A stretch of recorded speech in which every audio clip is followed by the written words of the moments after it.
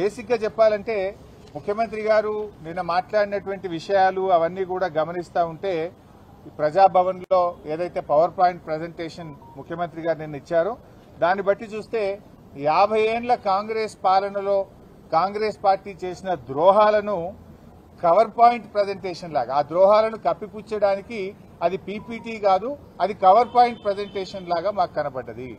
ఎందుకంటే ద్రోహాలకు మారుపేరు కాంగ్రెస్ పార్టీ.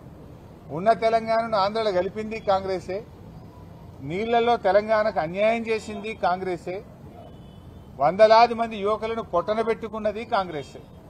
సరే, ముఖ్యమంత్రి గారు మాట్లాడిన తీరు అదంతా చూస్తా ఉంటే రెండు విషయాలు చాలా స్పష్టంగా మనకు కనబడతాయి. ఒకటేమో అజ్ఞానం, రెండవదేమో అతి తెలివితేటలు.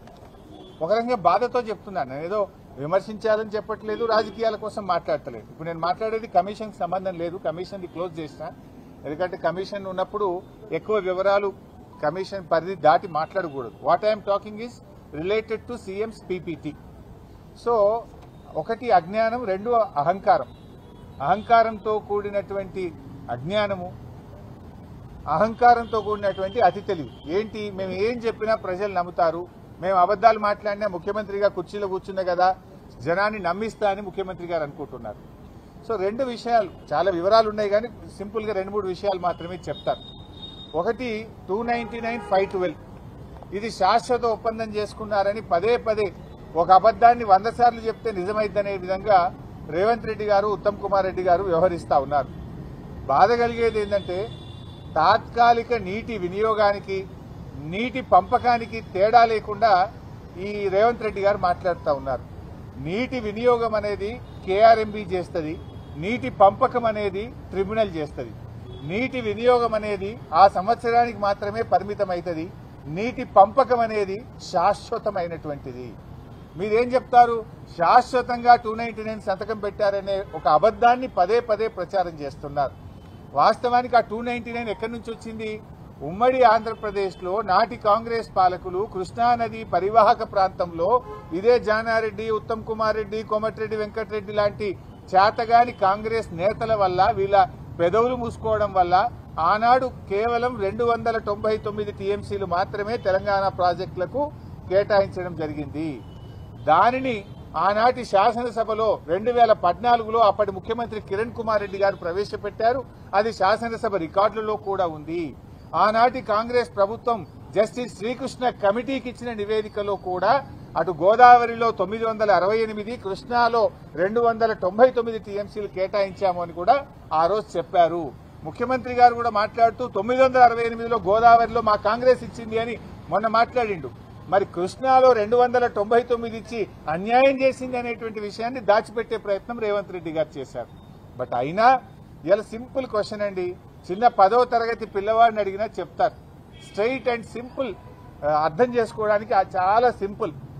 మరి శాశ్వత ఒప్పందం కేసీఆర్ చేసి ఉంటే సెక్షన్ 3 కోసం కేసీఆర్ ఎందుకు అడుగుతాడు? What is section 3? నీళ్లలో పునః పంపిణీ చేయాలి. తెలంగాణ ఆంధ్రప్రదేశ్ మధ్య కృష్ణా నదీ జలాలను పునః పంపిణీ చేయాలి. నది యొక్క పరివాహక ప్రాంతం ఆధారంగా నీళ్లు పంచాలని కేసీఆర్ అడిగిండు. ఎప్పుడు అడిగిండు కేసీఆర్?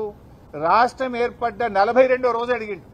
జూలై 12వ తేదీ నాడు ఢిల్లీలో సెక్షన్ 3 కింద నీళ్లు పంపిణీ చేయండి, మాకు 299 ఇచ్చి అన్యాయం చేశారు, మా తెలంగాణకు 69% నదీ పరివాహక ప్రాంతం ఆధారంగా నీళ్లు కేటాయించాల్సిందే, ఇది మా హక్కు అని కేసీఆర్ రాష్ట్రం ఏర్పడ్డ 42వ రోజు వేశాడు. మరి నేను అడుగుతున్నా, 299కి శాశ్వతంగా ఒప్పుకుంటే సెక్షన్ 3 ఎందుకు అడుగుతాడు? సెక్షన్ 3 విషయంలో ఉమాభారతి గారిని స్వయంగా కలిశారు, గడ్కరీ గారిని స్వయంగా కలిశారు, షెకావత్ గారిని కలిశారు, ప్రధానమంత్రిని కూడా కలిశారు. పలుమార్లు పోరాటం చేసి సుప్రీంకోర్టు గడప దొక్కి కేంద్రం మెడలు వంచి సెక్షన్ 3 సాధించింది కేసీఆర్. సో ఇవాళ రేవంత్ రెడ్డి అర్థం చేసుకోవాల్సింది ఏంటంటే, నీటి పంపకం అనేటువంటిది ట్రిబ్యునల్ చేస్తుంది, ఆ ట్రిబ్యునల్ ను సాధించింది కేసీఆర్. ఈ రోజు మనకు 763 టీఎంసీల కోసం మన న్యాయవాదులు, మన ఇరిగేషన్ శాఖ పోరాటం చేస్తుంది. దాని మీద మీరు దృష్టి పెట్టాలని చెప్పి నేను కోరుతా ఉన్నా. మీ అలా బోర్డు అనేటువంటిది తాత్కాలిక నీటి వినియోగం మాత్రమే నిర్ణయిస్తుంది. ఇదే రేవంత్ రెడ్డి ప్రభుత్వం వచ్చి ఇప్పుడు 20 నెలలు అయింది. వీళ్ళు కూడా ఇదే రేవంత్ రెడ్డి సంతకం పెట్టి వచ్చిండు. 66, 34 ఓకే. మరి 2024-25 సంవత్సరంలో 299 టీఎంసీలు చాలని, 34% చాలని ఉత్తమ్ కుమార్ రెడ్డి, రేవంత్ రెడ్డి సంతకం పెట్టొచ్చిండ్రు. మీరెట్లా సంతకం పెట్టిండ్రు మరి? అంటే అది ఆ వాటర్ ఇయర్ కు తాత్కాలిక ఒప్పందము. ట్రిబ్యునల్ ముందు అవార్డు పైన ఈరోజు ఆర్గ్యుమెంట్స్ అయిపోయినాయి. ఇంకొక 6 నెలల అవార్డు వస్తుంది. ఇలా కేసీఆర్ సాధించిండు. మీరు మంచి వాదనలు వినిపిస్తే 5-6 నెలల్లో కృష్ణా నదిలో మనకు బ్రహ్మాండమైన వాటా రాబోతా ఉంది. నేను అందువల్లనే మీతో కోరేది, ఆలోచించి ఇప్పుడు మంచి వాదనలు వినిపించి మీరు కృష్ణా నదిలో మన వాటాను సాధించండి. అనవసరంగా అహంకారంతోనో వెటకారంను చాలించండి. తెలంగాణకు ఉపకారం చేసే మంచి బుద్ధితో నడుచుకోవాలని చెప్పి నేను రేవంత్ రెడ్డిని కోరుతా ఉన్నా.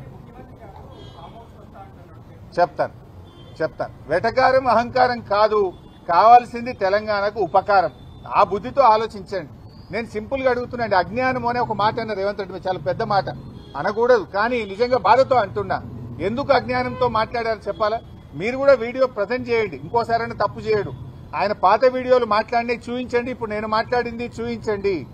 ఏం మాట్లాడింది రేవంత్ రెడ్డి? మొదటి రోజు గోదావరిలో 1000 ఇచ్చేసాయి, కృష్ణాలో 500 ఇచ్చి చంద్రబాబు నాయుడు నీ ఇష్టం ఉన్నది నీళ్ళు తీసుకపో, 1000 ఇచ్చేసాయి, 500 ఇచ్చి నీ ఇష్టం బుద్ధునంత రాసుకపో, కృష్ణానదిని దోచుకో అని చెప్పి ఆయనకు బ్లాంకెట్ సర్టిఫికేట్ ఇచ్చిండు రేవంత్ రెడ్డి.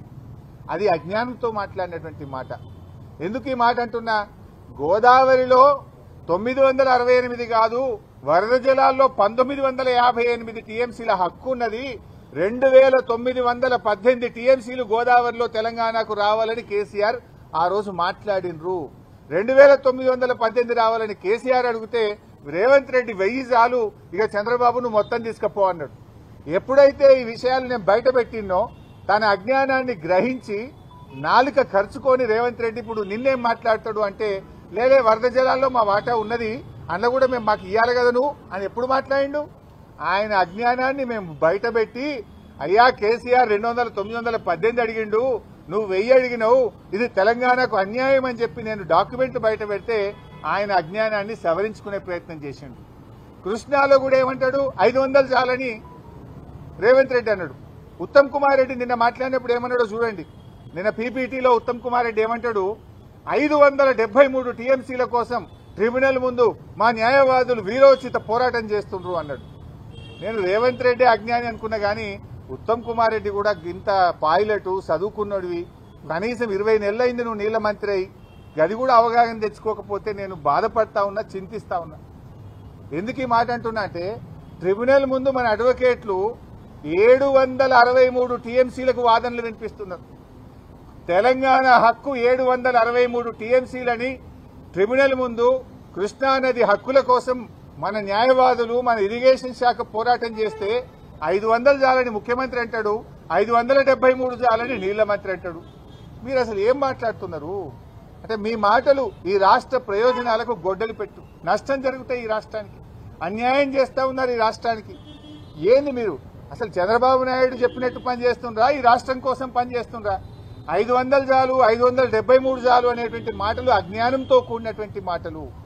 మన న్యాయవాదులు 763 టీఎంసీల కోసం పోరాటం చేస్తున్నారు. ఇంకోసారి అజ్ఞానాన్ని వీడండి, బాగా చదువుకొని డిపార్ట్మెంట్ తో మాట్లాడి మీరు మాట్లాడండి.